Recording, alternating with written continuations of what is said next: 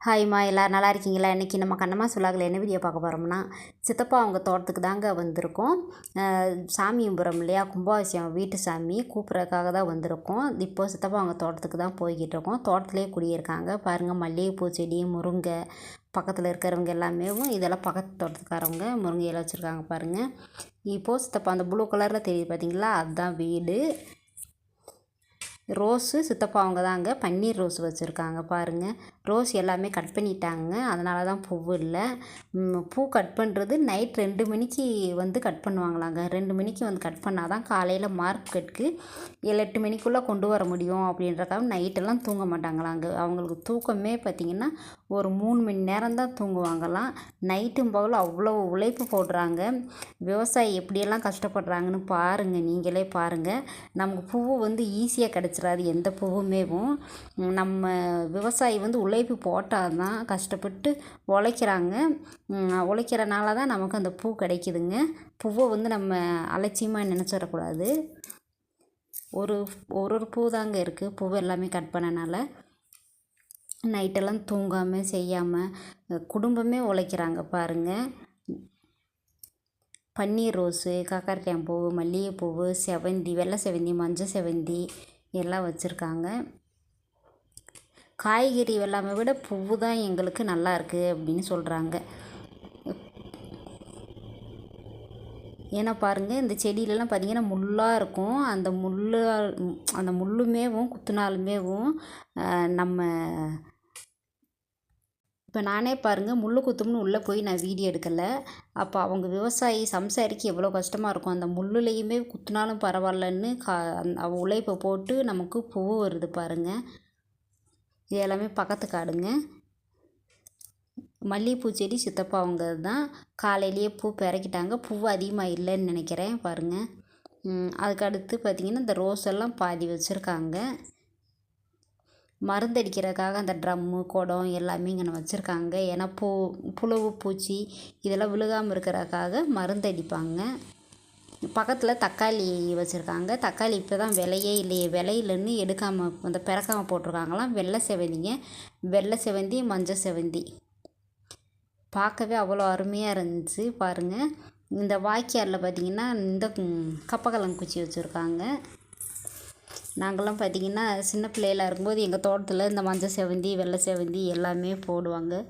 அப்போயெல்லாம் நான்லாம் அறுப்போம். கீழே குனிஞ்சுக்கிட்டே கட் பண்ணுறது, அந்த குறுக்கெல்லாம் வலிக்கும் பாருங்கள். இடுப்பு எல்லாமே. வாய்க்காலில் பாருங்கள் கரும்பு வச்சுருக்காங்க. பொங்கலுக்கு நம்ம வீட்டில் சாமி போடுறதுக்கு வேணும் இல்லையா, விலைக்கு வாங்குறதுக்கு நம்ம தோட்டத்திலே வச்சிடலாம்னு சித்தப்பாங்க வச்சுருக்காங்க. கப்பக்கிழங்கு, இந்த கருவேப்பிலை செடி எல்லாம் இருக்குது பாருங்கள்.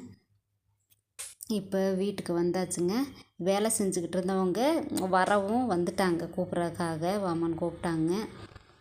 பூவை அறுத்துக்கிட்டு இருந்தாங்க. பாட்டி உக்காந்துருக்காங்க. சம்சாரி வீடுனா இப்படி தாங்க இருக்கும், யார் என்னன்னு நினச்சிட வேண்டாம். பாப்பா தண்ணி எடுத்துக்கிட்டு இருக்காங்க. என் தம்பி கொண்டாட்டி தான் அந்த பொண்ணு, எங்கள் மாமா பொண்ணு தான். தங்கச்சி சித்தப்பா பொண்ணுங்க பூ அறுத்துக்கிட்டு இருக்காங்க. சித்தப்பாவுக்கு 2 பொண்ணு 1 பையன். 2 பொம்பளை பிள்ளையும் கல்யாணம் பண்ணி கொடுத்துட்டாங்க. பேரம்பேத்தி எடுத்தாச்சு. இப்போ தம்பிக்குமே கல்யாணம் பண்ணி ஒரு பேத்தி குட்டி பாப்பா ஒன்று இருக்குது. இப்போ பூ அறுத்துக்கிட்டு இருக்காங்க.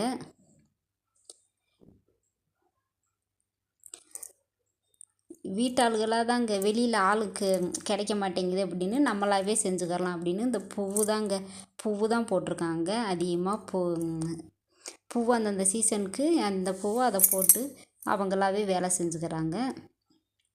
தங்கச்சி வருவாங்க. அதுக்கப்புறமா பாட்டி இருக்காங்க இல்லையா, பாட்டி, அம்மா, தம்பி பொண்டாட்டி 4 பேருமேவும் வேலை செஞ்சுக்கிறாங்க. அப்புறம் தம்பி சித்தப்பாலாம் இருக்காங்க இல்லையா, தோட்டத்து வேலை செய்ய சரியாக இருக்கும்ப்பா. நைட்டும் பகலும் நைட்லலாம் பார்த்திங்கன்னா ஒரு 3 மணி நேரம் தான் தூக்கமே இவங்களுக்கு. டெய்லி வேலை இருந்துக்கிட்டே தாங்க இருக்கும். பார்த்திங்கன்னா பாருங்கள், பூவு கட் பண்ணி வச்சுருக்காங்க.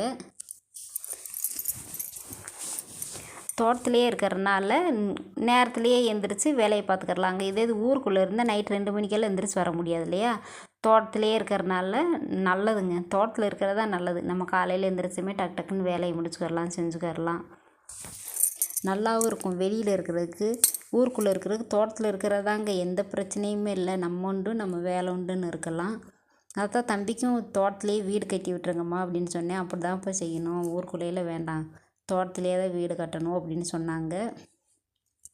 பூவு விலை பார்த்திங்கன்னா சீசனுக்கு அந்த பௌர்ணமி அமாவாசைக்கு விலை விற்குமாங்க. மற்ற டைம் ஏதாவது முகூர்த்த டைம்னா விலை விற்குமா, இல்லைன்னா விலை இருக்காதுப்பா, நார்மலாக தான் இருக்கும் அப்படின்னு சொன்னாங்க.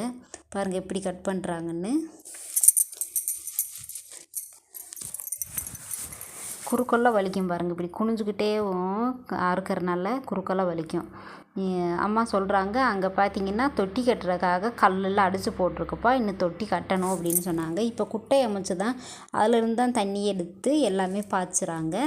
இனி தொட்டி கட்டியாச்சுன்னா போர் தண்ணி தான், தொட்டி கட்டியாச்சுன்னா டேரெக்டாக தொட்டியில் நிரப்பி அதுக்கப்புறம் இது பண்ணிக்கிறலாம் இல்லையா, பாய்ச்சிக்கிறலாம் அப்படின்னு சொன்னாங்க. தக்காளியெல்லாம் விலை இல்லாமல் எடுக்காமல் போட்டிருக்கோம். இப்போ அதனால தான் நம்ம காய்கறி எல்லாமே வைக்கிறதுல எங்களுக்கு பூ தான் நல்லா இருக்குது அப்படின்னு சொன்னாங்க. பூ தான் அதிகமாக வைப்பாங்களாம். பாருங்கள் ஊட இப்போ முருங்கை குச்சியுமே வச்சுருக்காங்க, முருங்கை கன்றுமேவும். அதில் தான் இப்போது பூவும் போட்டு பூ வறுத்துக்கிட்டு இருக்காங்க. ஏன்னா ஆள் இருந்தோம்னா நம்ம பூவெல்லாம் போடலாங்க, ஆளும் பேர் இல்லைன்னா பூ போடுறதெல்லாம் ரொம்ப கஷ்டமாக இருக்கும். ஊருக்குள்ளே பக்கத்தில் என்ன பூ பிறக்கிறதுக்கெல்லாம் பார்த்திங்கன்னா ஆளுங்க வருவாங்க. காலையில் ஸ்கூலுக்கு போகிற பிள்ளைகள்லாம் ஸ்கூலுக்கு போகிற முன்னாடி கூட வருவாங்க, செய்வாங்க. வயசானவங்கள வேலைக்கு போக முடியாதவங்க இந்த பூ பிறக்கெல்லாம் வருவாங்க பாருங்கள். அந்த சைடு காக்காரட்டையம் போகுங்க, அதுவுமே பார்த்திங்கன்னா 6 மாதத்துக்கு ஒரு தடவை தான், 6 மாதம் சும்மா தான் இருக்குமாங்க, 6 மாதம்தான் பூ வருமா. இது பார்த்திங்கன்னா விளையிலன்னா பிறக்காமல் போட்டுருவாங்களாம். இது மலர மாட்டேங்குது பாருங்கள், வாரத்துக்கு 2 நாள் 3 நாள் இந்த மாதிரி தான் பிறக்குவாங்களாம்மா. டைம் இருக்கும்போது பிறக்கிறவப்பா, மற்ற வேலையில் இருக்கும்போது இது பண்ண மாட்டோம் அப்படின்னு சொன்னாங்க. விலை இருந்தால் பிறக்குவாங்களாம். இப்போ மல்லிகைப்பூ இருக்கிறனால இந்த பூ விலை இல்லையாங்க, அதனால் பிறக்காமல் போட்டிருக்காங்க. இப்போ கடலை செடிங்க பக்கத்துலேயே, அந்த பூச்செடி பக்கத்தில் கடலை செடியும் வச்சுருக்காங்க கொஞ்சம். பாருங்கள் நல்லா இருக்குது. கடலையெல்லாம் பார்த்திங்கன்னா எங்கள் தோட்டத்தில் அம்மா அவங்க தோட்டத்தில் போடும்போது அப்போ எல்லாம் சாப்பிட்டது, இப்போ விலைக்கு வாங்கி தான் சாப்பிட்டுக்கிட்டு இருக்கோம். அந்த முருங்கையுமேவும் சித்தப்பா அவங்க தான் முருங்கை வச்சுருக்காங்க.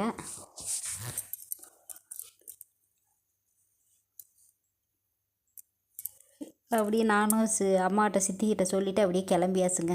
இங்கே சொல்லிவிட்டு அப்புறம் ஊருக்குள்ளே போய் சொல்லணும் அப்படின்னு கிளம்பியாச்சு. அவங்களும் வேலை செஞ்சுக்கிட்டு இருந்தாங்களா, தொந்தரவு பண்ண வேண்டாமே அப்படின்னு கிளம்பிட்டோம். பூ டெய்லியுமேவும் கொஞ்சம் கொஞ்சம் அவங்களா வீட்டாளுகளாக இருக்கிறதால அவங்கவுங்களாக அறுத்துக்கிறதுங்க, யாரையுமே எதிர்பார்க்காம. சாயந்தரம் நேரம் தான் அறுத்து அப்படியே காலையில் நேரத்துலேயே மார்க்கெட்டு கொண்டு போய்க்கிறதுங்க. மாங்காய் மரம் பாருங்கள், மாங்காய் பிஞ்சாக இருந்துச்சு. இப்போது சித்தப்பா டீ வாங்கிட்டு வந்தார், பாப்பா ஊற்றி கொடுத்துக்கிட்டு இருக்கு. அந்த பையன் சொந்தக்கார பையன் போல் இருக்கு, உட்காந்துருக்காப்புல. தங்கச்சி எனக்கு கொடுத்தாங்க, நான் வேண்டான்ட்டேன். தங்கச்சி மட்டும் டீ குடிச்சிக்கிட்டு இருக்காங்க. பாருங்கள் பார்க்கும்போதே அவ்வளோ அருமையாக இருக்குது. தோட்டத்தில் குடியிருக்கிறது அவ்வளோ அருமையாக இருக்குங்க. பாப்பா பாருங்கள் பாட்டிக்கு பிஸ்கட்டு கொண்டு போய் கொடுக்குது பாருங்கள். அதாங்க பொம்பளை பிள்ளைன்றது பாசம் பாருங்கள். அந்த பாட்டி மேலே அவ்வளோ பாசமாக இருக்குமா பாப்பா.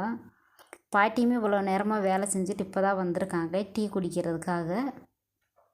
இந்த மாங்காய் பாருங்கள் பிஞ்சாக வச்சுருக்காங்க, கீழே உதிர்ந்துருக்கும் இல்லையா, அதை பிறக்கி வச்சுருக்காங்க பாட்டி. தம்பி பொண்ணு பாப்பா இதான் 1 வயசுக்கு மேலே ஆயிடுச்சாங்க, 1 வயசு 1.5 வயசுன்னு சொன்னாங்க. தோட்டத்துக்கு இப்போ ஊருக்குள்ளேருந்து தோட்டத்துக்கு 13 வருஷம் ஆச்சாங்க. 13 வருஷமாக எங்கள் தோட்டத்தில் தான் இருக்கும் அப்படின்னு சொன்னாங்க அம்மா. சித்தப்பாவும் பாருங்கள் வெளியில் போயிட்டு அப்படியே வந்தார். சித்தப்பா சொல்கிறாரு, நான்லாம் ஊருக்குள்ளே போய் ரொம்ப 6 மாதம் 1 வருஷம் ஆக போகுது, இப்போ அதிகமாக ஊருக்குள்ளே போக மாட்டேன், வேலை உண்டு நான் உண்டுன்னு இருப்பேன் அப்படின்னு சொன்னார். ஆமாங்க, இங்கே இருக்கிறது தான் நல்லது. பாப்பா துருன்னு சேட்டை பண்ணிக்கிட்டு இருந்துச்சு. பாப்பா பார்த்திங்கன்னா தம்பி பொண்டாட்டி நான் கொண்டு போகிறதுக்கு மாங்காவும் கட் பண்ணி வச்சாங்க பாருங்கள். சாமி பிறகு எல்லாரையும் கூப்பிட்டு அப்படியேவும் கிளம்பியாச்சுங்க. இப்போ பாருங்க குட்டை அமைச்சிருக்காங்க பாருங்கள், தண்ணி இதில் தான் நிறச்சி எல்லாத்துக்குமே பாய்ச்சுறாங்க. வாழை மரமும் பக்கத்துலேயே இருக்குது பாருங்கள். குழந்தைய பாப்பா இருக்கிறதுனால பார்த்துக்கிட்டே இருக்கணும், கவனமாக. அந்த தண்ணிக்கே தாங்க வருது பாப்பா பாருங்கள், இப்போ கூட வரும் பாருங்கள், அந்த தண்ணி பக்கத்தில் தான் வருது பாருங்கள். அதான் தொட்டி கட்டணும்னு சொன்னாங்க, தொட்டி சீக்கிரமாக கட்டிடணும்ப்பா அப்படின்னு சொன்னாங்க. ஏற வேணான்னு சொல்கிறேன் பாருங்கள் சேட்டையை. வீடியோ பிடிச்சிருந்துச்சுன்னா லைக்கின் ஷேர் கமெண்ட் பண்ணுங்கள். தொடர்ந்து நம்ம சேனலை சப்போர்ட் பண்ணிக்கிட்டே இருக்கிற நம்ம சொந்தங்கள் எல்லாருக்குமே ரொம்ப நன்றிங்க. பாய், நன்றி, வணக்கம்.